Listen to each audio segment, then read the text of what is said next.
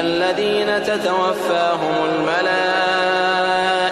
طيبين يقولون سلام عليكم